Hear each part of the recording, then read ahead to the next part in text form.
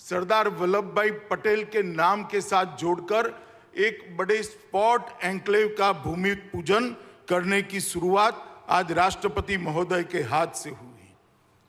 इस sports complex जो बनेगा, जिसका ये विशाल स्टेडियम भी एक हिस्सा होगा, इस स्पोर्ट्स कॉम्प्लेक्स में विश्व स्तरीय सभी खेलों की व्यवस्था यहां पर होगी और देश और दुनिया के सभी खेलों के सभी खिलाड़ियों को ट्रेनिंग की भी व्यवस्था पर यहां पर होगी, उनके कोचिज को रहने की भी व्यवस्था होगी और एक साथ 3000 बच्चे यहां पर अलग अलग खेलों का ट्रेनिंग ले सके, इस प्रकार की व्यवस्था का आज निर्माण और उसकी शुरुआत, इसका भूमि पूजन महामहिम राष्ट्रपति महोदय के हाथ से हो रहा है। इसका मुझे बहुत बहुत आनंद और गौरव दोनों है, क्योंकि मैं यहाँ से सांसद भी हूँ। राष्ट्रपति महोदय, आज आप मेरी कॉन्स्टिट्यूएंसी में पधारे हैं, इसलिए सांसद के नाते भी मैं आपका विशेष स्वागत करना चाहता हूँ। मित्रों, कोविंद जी जिस दिन भारत के राष्ट्रपति बने, इस दिन भारत के करोड़ों सामान्य जनों के मन में एक श्रद्धा जागृत हो गई कि हमारा लोकतंत्र नीचे तक परकोलेट हो चुका है। एक सामान्य घर से जन्मा हुआ, संघर्ष करा हुआ व्यक्ति, एक देहात के अंदर पला बड़ा व्यक्ति अपनी शिक्षा के दम पर, अपने कर्तृत्व के दम पर, अपनी निष्ठा के दम पर और अपनी मेहनत के दम पर भारत के सर्वोच्च स्थान पर विराजमान हो सकता है। यही हमारे लोकतंत्र का गौरव है। जब मैं पार्टी में था, कोविंद जी भी पार्टी का काम करते थे, हमने साथ में बहुत काम किया है। इतनी सरलता, इतनी लगन, इतनी मेहनत शायद ही किसी व्यक्ति में एक साथ मिलती है। और अपने आप को आगे न करते हुए चुपचाप अपने दिया हुआ काम करना और गौरव के साथ करना और काम को भी गौरव देना, ये किसी दक्ष व्यक्ति में ही इतने सारे गुण समाहित होते हैं। राष्ट्रपति बनने के बाद राष्ट्रपति भवन को उन्होंने आम जन के लिए खुला कर दिया और राष्ट्रपति भवन के अंदर कई ऐसी एक्टिविटियां की, कई ऐसी गतिविधियां की, जिसके माध्यम से राष्ट्रपति भवन लोगों को आज अपना लगने लगा है। और मैं मानता हूं इससे हमारे लोकतंत्र का गौरव बढ़ा है। और राष्ट्रपति महोदय, आज आप यहां पर उपस्थित हुए हैं, इसलिए मैं फिर से एक बार बड़े मन से, दिल की गहराइयों से आपको धन्यवाद कर मेरी बात की शुरुआत करना चाहता हूं।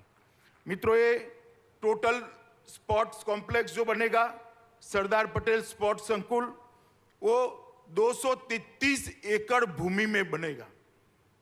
ये देश का सबसे बड़ा स्पोर्ट्स कॉम्प्लेक्स बनेगा। इसके साथ नारायणपुरा में एक 18 एकड़ का एक नया स्पोर्ट्स कॉम्प्लेक्स बनेगा। तो ये sports enclave, Sardar Patel sports enclave, Narendra Modi stadium और नारायणपुरा में स्पोर्ट्स कॉम्प्लेक्स, ये तीनों मिलाकर किसी भी अंतर्राष्ट्रीय स्पर्धा में खेलने वाले सभी खेलों को अंतर्राष्ट्रीय स्तर पर खेलने की पूरी व्यवस्था एक ही शहर में, एक ही जगह पे हो जाएगी। ये मुझे लगता है अहमदाबाद के लिए गौरव की बात है। मैं आज बताना चाहता हूं अहमदाबाद और देश के लोगों को कि तीनों चीजें मिलाकर सरदार पटेल स्पोर्ट्स एन्क्लेव, जिसका हिस्सा नरेंद्र मोदी स्टेडियम और नारायणपुरा में बनने वाला एक स्पोर्ट्स कॉम्प्लेक्स, ये तीनों चीजों को अगर मिलाते हैं तो 233 एकड़ भूमि पर कोई भी अंतर्राष्ट्रीय खेल स्पर्धा करनी है, चाहे कॉमनवेल्थ गेम करने हो, चाहे एशियाड करना हो, चाहे ओलंपिक करना हो, अहमदाबाद 6 महीने के अंदर तैयार होकर खड़ा हो जाए। इस प्रकार का स्पोर्ट्स इंफ्रास्ट्रक्चर आज यहां पर बनने की शुरुआत हुई है। और इस स्पोर्ट्स इंफ्रास्ट्रक्चर के बनने के साथ ही अहमदाबाद भारत में स्पोर्ट्स सिटी के नाम से जाना जाएगा, जो हमारे प्रधानमंत्री नरेंद्र मोदी जी गुजरात के मुख्यमंत्री थे तब देखा हुआ उनका सपना था। मित्रों, आज मैं जब यहां पर इस कार्यक्रम में बोल रहा हूं, तब मुझे मोदी जी का ये सभी जो सुविधाएं खड़ी हो रही है, इसके लिए उनकी जो दूरदर्शिता थी, उनका जो विजन था, उसका जिक्र अगर मैं नहीं करूंगा तो मेरी बात अधूरी। मोदी जी जब गुजरात के मुख्यमंत्री बने, कई बार उन्होंने मंत्रिमंडल में कहा कि गुजरातियों को दो चीजों में आगे बढ़ना चाहिए, सब चीज में हम आगे हैं, दो चीजों को नहीं छोड़नी चाहिए, एक स्पोर्ट्स और दूसरा सेना में भर्ती। सेना में भर्ती का कोटा भी हमारा खाली रह जाता था और स्पोर्ट्स की दुनिया में भी गुजराती कहीं दूर दूर तक दूरबीन लेकर भी ढूंढो दिखाई नहीं पड़ते थे।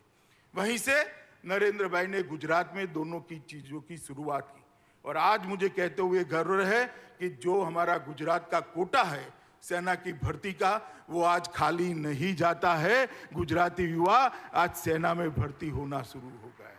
और जहां तक खेल कूद का सवाल है, जहां तक स्पोर्ट्स का सवाल है, खेलो गुजरात की शुरुआत करी, बड़ी बड़ी स्पोर्ट्स सुविधाओं के अंदर उन्होंने अपना योगदान दिया, उसको विजुअलाइज किया, उसको जमीन पर उतारा, उसको मूर्त रूप दिया। गुजरात क्रिकेट एसोसिएशन के अत्यंत व्यस्त होने के बावजूद मैं ही आग्रह करने गया था, हम सबके आग्रह का सम्मान करते हुए वो उसके अध्यक्ष बने और एक विजन से क्रिकेट का पैसा सिर्फ क्रिकेट में न रहे, सारे खेलकूद को, सारे स्पोर्ट जगत को नर्सिंग करने का काम करे। इस विजन के साथ इन्होंने इसकी दूरदर्शिता के साथ उसी वक्त प्लानिंग की थी। और मित्रों, जब स्टेडियम बनाने की बात आई तब उन्होंने हम सब के सामने कहा था, छोटा मत सोचकर सोचिए, गुजरात में जो भी होगा विश्व का सबसे बड़ा होगा और विश्व में सबसे बड़ा होकर रहेगा। और जब ये स्टेडियम बना और जब कैपेसिटी तराश की गई, 1,32,000 दर्शक साथ में बैठकर क्रिकेट की मैच का लुत्फ उठा पाए, इस प्रकार का स्टेडियम श्री नरेंद्र मोदी के नाम से आज राष्ट्रपति महोदय ने अपने कर कमलों से उद्घाटित किया है, जो न केवल दुनिया का सबसे बड़ा क्रिकेट स्टेडियम है, दुनिया का सबसे बड़ा स्पोर्ट्स स्टेडियम है, जिसका नाम आज हमने हमारे देश के प्रधानमंत्री नरेंद्र मोदी जी के नाम से रखा है। ये जो सुविधाएं जो होने जा रही है, इसके पहले मैं थोड़ा क्रिकेट स्टेडियम के बारे में भी आपको बताना चाहता हूं मित्रों। 32 ओलंपिक साइज के फुटबॉल जितना ये मैदान है, 2,48,714 वर्ग मीटर का इसका क्षेत्रफल है, 1,14,126 घन मीटर कंक्रीट और 13,306 मैट्रिक टन लोहा इसके सुदृढ़ीकरण के लिए उपयोग में किया गया है।